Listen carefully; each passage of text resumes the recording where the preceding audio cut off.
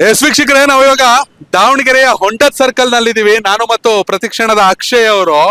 ನಿಜಕ್ಕೂ ಅತಿ ದೊಡ್ಡ ಚರ್ಚೆ ವಿಚಾರ ಅಂದ್ರೆ ನೀವು ಈಗಾಗಲೇ ಹೇಳ್ತಾ ಇದ್ರಿ, for the first time BJP ತನ್ನ ಫಲಿತಾಂಶಕ್ಕಾಗಿ ಅಲ್ಪಸಂಖ್ಯಾತರ ಮೇಲೆ ಅವಲಂಬಿತವಾಗಿದೆ. ಖಂಡಿತವಾಗಿಯೂ ಯೋಗಿಜಿ, ಈಗ ಮೊನ್ನೆಯಿಂದ ಈಗ ನಾವೇನು ಬಿಜೆಪಿಗೆ ವೋಟ್ ಹಾಕ್ತೀವಿ ಅಂತ ಹೇಳಿ ಕೆಲವು ಮುಸಲ್ಮಾನ ಯುವಕರು ಕೊಟ್ಟಂತಹ ಸ್ಟೇಟ್ಮೆಂಟ್ ವೈರಲ್ ಆದ ಬಳಿಕ ಈಗ ಸೋಷಿಯಲ್ ಮೀಡಿಯಾದಲ್ಲಿ ನಡೀತಾ ಇರುವಂತಹ ದೊಡ್ಡ ಚರ್ಚೆ ಏನು ಅಂತ ಹೇಳಿದ್ರೆ, ಮುಸಲ್ಮಾನರು ಬಿಜೆಪಿಗೆ ವೋಟ್ ಹಾಕ್ತಾರೆ ಅಂತ ಹೇಳಿ. ಅದಕ್ಕೆ ಪೂರಕವಾಗಿ ಬಿಜೆಪಿಯ ಈ ಕ್ಷೇತ್ರದ ಅಭ್ಯರ್ಥಿ ದಾಸ್ಕರಿಯಪ್ಪ ಅವರು ಕೂಡ ಮುಸಲ್ಮಾನರಿಗೆ ಮನೆಗೆ ಭೇಟಿಯನ್ನು ಕೊಟ್ಟರು. ಕೆಲವು ವಿಡಿಯೋಗಳು ವೈರಲ್ ಆದ್ವು. ಏನೋ ಯುವಕರು ನಾವೇ ಈ ಸಲ ನಿಮಗೆ ವೋಟ್ ಹಾಕ್ತಿವಿ ಅಂತ ಹೇಳಿರುವಂತದ್ದು. ಬಟ್ ನಿಮಗೆ ಅನ್ಸುತ್ತಾ ಸರ್, ಈಗ ನೀವು ಕೂಡ ಎಲೆಕ್ಷನ್ ಅನ್ನು ನೋಡಿದಿರಿ, ಮುಸಲ್ಮಾನ ಮತಗಳು ಬಿಜೆಪಿಗೆ ಟಿಲ್ಟ್ ಆಗುವ ರೀತಿಯಲ್ಲಿ ಪರಿಸ್ಥಿತಿ ಇದೆಯಾ ಈ ಕ್ಷೇತ್ರದಲ್ಲಿ? ಅಕ್ಷಯ್, ಹೇಗಿದೆ ಸದ್ಯ ದಾವಣಗೆರೆ ದಕ್ಷಿಣದ ಪರಿಸ್ಥಿತಿ ಅಂದ್ರೆ, ಶಾಮನೂರು ಶಿವಶಂಕರಪ್ಪ ಅವರ ಮೇಲೆ ಪಕ್ಷಾತೀತವಾಗಿ ಜಾತ್ಯತೀತವಾಗಿ ಗೌರವವನ್ನ ತೋರ್ಸ್ಕೊ ಬಂದ್ರು. ಯಾಕಂದ್ರೆ 93-94ರಲ್ಲಿ ಇಲ್ಲಿ ನಡೆದಂತ ದಂಗೆ, ಕಮ್ಯುನಲ್ ವಾರ್ ಏನಿತ್ತು, ಅದು ಶಾಮನೂರು ಶಿವಶಂಕರಪ್ಪ ಅವರು ಅಧಿಕಾರಕ್ಕೆ ಬಂದ ಮೇಲೆ ರಾಜಕೀಯವಾಗಿ ಅಧಿಕಾರಕ್ಕೆ ಬಂದ ಮೇಲೆ ಸಂಪೂರ್ಣ ಶಾಂತವಾಯಿತು. ಆದರೆ ಕಾಂಗ್ರೆಸ್ಸಿಗರು ಬಿಜೆಪಿ ಮೇಲೆ ಕೇವಲ ಆರೋಪವನ್ನ ಮಾಡ್ತಾ ಇದ್ರು ಇಲ್ಲಿವರೆಗೂ. ಬಿಜೆಪಿ ಅಧಿಕಾರಕ್ಕೆ ಬಂದ್ರೆ ಮತ್ತೆ ಕಮ್ಯುನಲ್ ಕ್ಲಾಶಸ್ ಆಗುತ್ತೆ, ಅದೊಂದೇ ಒಂದು ಟ್ರಂಪ್ ಕಾರ್ಡ್ ಅನ್ನ ಇಟ್ಕೊಂಡು ಕಾಂಗ್ರೆಸ್ನ ಗೆಲ್ಲಿಸ್ಕೊ ಬರ್ತಿದ್ರು ಅನ್ನೋದು ಬಿಜೆಪಿ ಆರೋಪ. ಈಗ ಶಾಮನೂರು ಶಿವಶಂಕರಪ್ಪ ಅವರೇ ಇಲ್ಲ, ಹೀಗಾಗಿ ಕಮಲ ಅರಳಬೇಕು, ಅದಕ್ಕೆ ಅಲ್ಪಸಂಖ್ಯಾತರ ನೆರವು ಕೂಡ ಬೇಕು ಅನ್ನೋ ಲೆಕ್ಕಾಚಾರ.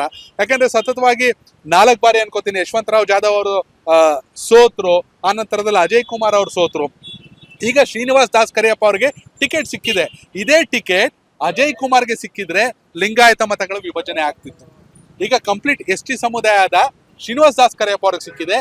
ಎಸ್.ಟಿ ಸಮುದಾಯ ಅನ್ನೋ ಕಾರಣ, ಅಹಿಂದ ಅನ್ನೋ ಕಾರಣ, ಒಬಿಸಿ ಅನ್ನೋ ಕಾರಣ, ವಿನಯ್ ಕುಮಾರ್ ಬೆಂಬಲವೂ ಇರೋ ಕಾರಣ ಅಲ್ಪಸಂಖ್ಯಾತ ಮತಗಳು ಬರಬಹುದೇನೋ ಅನ್ನೋ ಲೆಕ್ಕಾಚಾರ. ಆದರೆ ಅಂದುಕೊಂಡಷ್ಟು ಸುಲಭ ಅಲ್ಲ. ಕೊನೆ ಕ್ಷಣದಲ್ಲಿ ನೋಟ ಆಗಬಹುದೇನೋ ಹೊರತು ಮುಸ್ಲಿಂ ಮತಗಳು ಈಗ ಏನು ಶ್ರೀನಿವಾಸ್ ದಾಸ್ ಕರಿಯಪ್ಪ ಅವ್ರು ನೀವು ಹೇಳಿದ್ರಿ 11ನೇ ವಾರ್ಡ್ ಅನ್ಕೋತೀನಿ ಹೋಗ್ಬಿಟ್ಟು ಸಾಕಷ್ಟು ಮುಸ್ಲಿಂ ಮತದಾರನ ಸೆಳೀತಾ ಇದ್ದಾರೆ. 1,000 ಓಟ್ ಬರ್ಬೋದೇನೋ ನೋಡ್ರಿ, 2 ಲಕ್ಷದಲ್ಲಿ ಮುಸ್ಲಿಮರು ಹೋಗಿ ಬಿಜೆಪಿಗೆ ಓಟ್ ಹಾಕ್ತಾರೆ ಅಂದರೆ ಅದೇ ಬೇಕಾದ್ರೆ 5,000 ನೋಟ ಆಗ್ಬೋದು. ಹೀಗಾಗಿ ಮುಸ್ಲಿಂ ಮತಗಳ ಮೇಲೆ ಅವಲಂಬಿತವಾಗಿದ್ದರೂ ಕೂಡ ಬಿಜೆಪಿ ಅಷ್ಟು ಸುಲಭ ಇಲ್ಲ.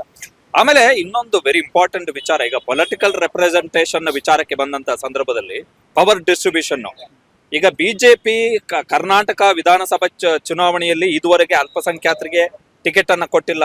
ಈಗ ಈಶ್ವರಪ್ಪನವರು ಹೇಳಿದ್ರು, ಒಂದು ವೇಳೆ ಮುಸಲ್ಮಾನರಿಗೆ ಟಿಕೆಟ್ ಬೇಕು ಅಂತ ಹೇಳಿದ್ರೆ ಬಂದು ಬಿಜೆಪಿ ಕಚೇರಿಯ ಕಸಗುಡಿಸ್ಬೇಕು ಅಂತ ಹೇಳಿ.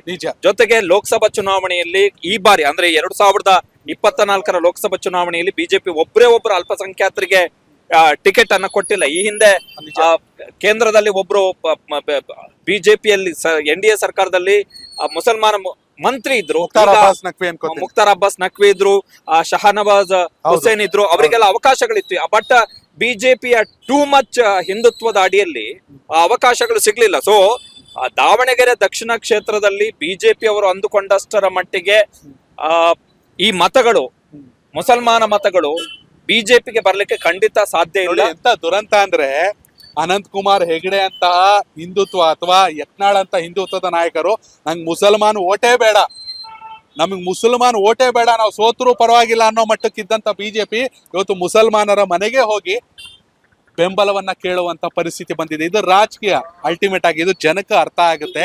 ಮತ್ತೊಂದು ಕಡೆ ಅಲ್ಪಸಂಖ್ಯಾತರು ಗಮನಿಸಬೇಕಾದ ಅಂಶ ಏನಂದ್ರೆ, ಯಾವ ಬಿಜೆಪಿ ಅಥವಾ ಯಾವ SDPI ಅಥವಾ ಇನ್ಯಾವುದೇ ಮುಸ್ಲಿಂ ಪಕ್ಷಗಳು ಕೂಡ ಯಾರನ್ನ ಗೆಲ್ಸಿ ವಿಧಾನಸೌಧ ಕರ್ಕೊಂಡು ಹೋಗಿಲ್ಲ. ನಿಮ್ಗೆ MLC ಆಗಿರ್ಬೋದು ಅಥವಾ MLA ಆಗಿರ್ಬೋದು ಅಥವಾ ರಾಜ್ಯಸಭೆಗೆ ಹೋಗಿರ್ಬೋದು ಅಥವಾ ಕೇಂದ್ರದಲ್ಲಿ ಪ್ರಾಬಲ್ಯ ಮೆರೆದಿರ್ಬೋದು, ಅಲ್ಪಸಂಖ್ಯಾತರು ಯಾರೇ ಕೂಡ ರಾಜಕೀಯವಾಗಿ ಬೆಳೆದಿದ್ರೆ ಅದು ಕಾಂಗ್ರೆಸ್ ಪಕ್ಷದಿಂದ ಮಾತ್ರ. 2023ರ ಚುನಾವಣೆಯಲ್ಲಿ 224 ಕ್ಷೇತ್ರದಲ್ಲಿ ಬಿಜೆಪಿ ಒಂದೇ ಒಂದು ಟಿಕೆಟ್ ಅನ್ನ ಕೊಟ್ಟಿಲ್ಲ. ದುರಂತ.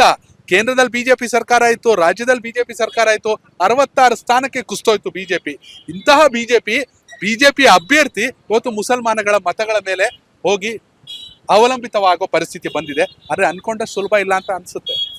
ಆಮೇಲೆ ದಾವಣಗೆರೆ ದಕ್ಷಿಣದಲ್ಲಿ ಒಂದು ವೇಳೆ ಮುಸಲ್ಮಾನರ ಮತಗಳು ಬೆರಳೆಣಿಕೆಯ, ಈಗ ನಾವು ಮತ್ತೆ ನೀವು ಇಬ್ಬರು ಕೂಡ ಸುತ್ತಾಡಿದ ಪ್ರಕಾರ, ನಮ್ ಗಮನಕ್ಕೆ ಬಂದ ಪ್ರಕಾರ ದೊಡ್ಡ ಮಟ್ಟದಲ್ಲಿ ಏನು ಟಿಲ್ಟ್ ಆಗುವಂತ ಯಾವ ಲಕ್ಷಣಗಳು ಕೂಡ ಕಾಣಿಸ್ತಿಲ್ಲ. ಬಹುಶಃ SDPIಗೆ ಮುಸಲ್ಮಾನ ಸಮುದಾಯದ ಕೆಲ ಯುವಕರು ವೋಟ್ ಹಾಕಬಹುದು, ಇಲ್ಲ ಅಂತ ನಾನು ಹೇಳ್ತಾ ಇಲ್ಲ. ಬಟ್ ಹೌದು. ಬಿಜೆಪಿ ಕಡೆಗೆ ಟಿಲ್ಟ್ ಆಗುವಂತ ಯಾವುದೇ ಲಕ್ಷಣಗಳು ಮೇಲ್ನೋಟಕ್ಕಂತೂ ಕಾಣಿಸ್ತಾ ಇಲ್ಲ.